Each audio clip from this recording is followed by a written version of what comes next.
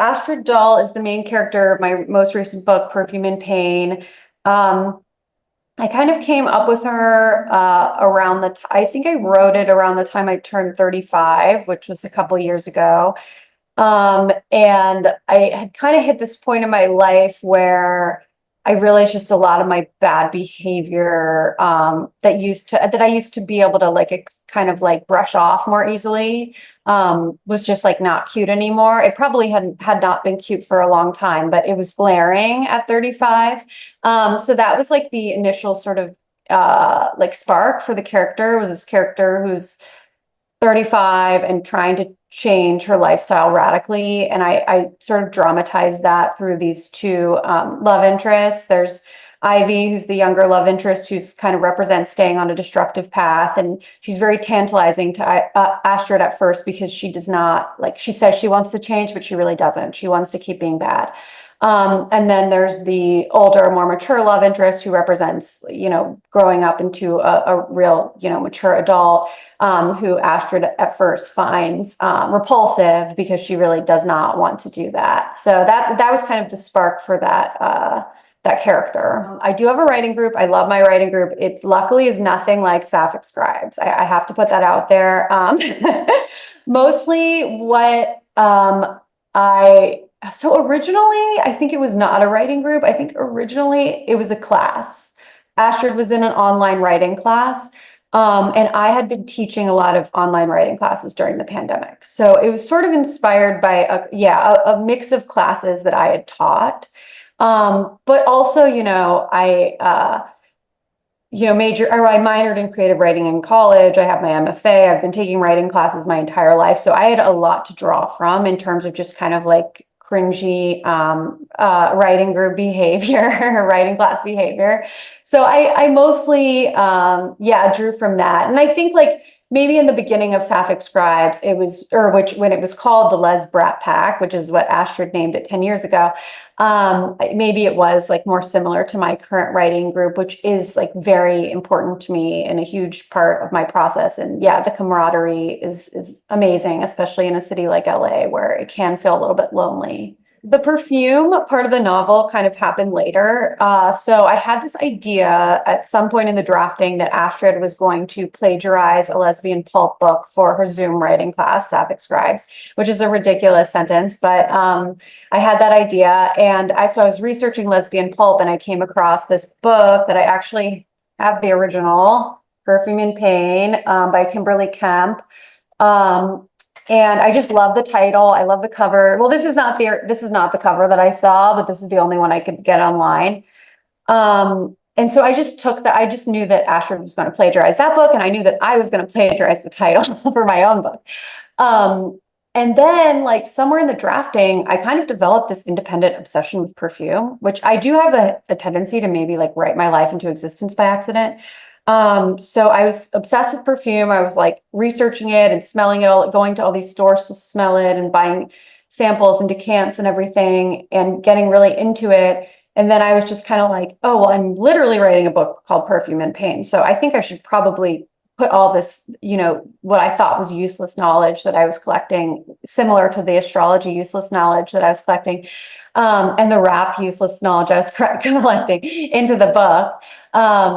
So the perfume stuff came a lot later, but I think it also kind of fit with the themes of the book, which are, femininity and desire and seduction. Astrid, I think at one point learns that it's the smell of Victoria's Secret. It's like a Victoria's Secret perfume. So I think Ivy like does kind of represent this maybe like kind of mall,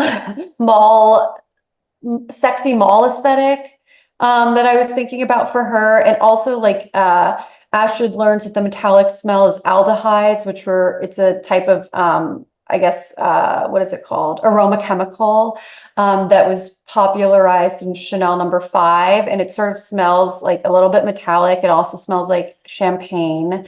So I thought it made sense for Ivy because she's like, encouraging this like more unhealthy part of Astrid, which is like heavy drinking and like maybe just like more artificial, which is like the metallic smell.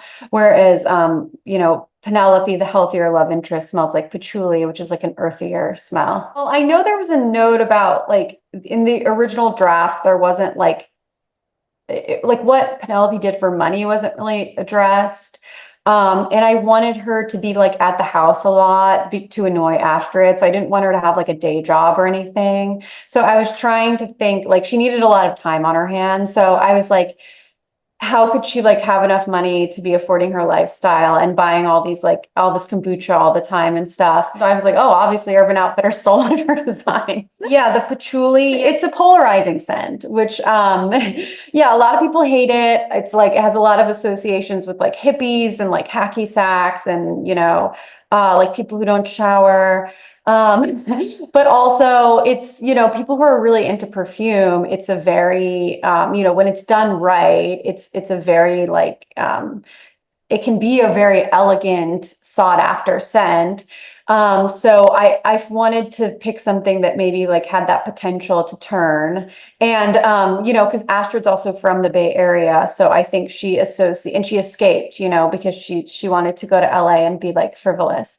So I think she smells patchouli and she thinks of the Bay Area and she's just like, immediately repulsed by it. But then, yeah, of course, as the book goes on, her associations with the scent start to change. Mostly the reason for the option in the book is so that Astrid also has a lot of free time and doesn't need, to be like, because, she's in this period where she's like trying to get healthy and that's like her main focus, but she's also doing all these bad things. So I also needed to give her a lot of free time, which is part of the reason for the option. And originally, this is another place I have to give credit to my agent. Now it's just making it seem like my agent writes all my books, but I swear I do write them, but she just has good ideas.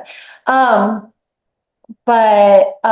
originally the production company that optioned Ashford's book was Lionsgate. It was like a major, but then she was like, what if you did like an actress's production company? Because a lot of actresses do have production companies, obviously, like Reese Witherspoon's is big, Margot Robbie.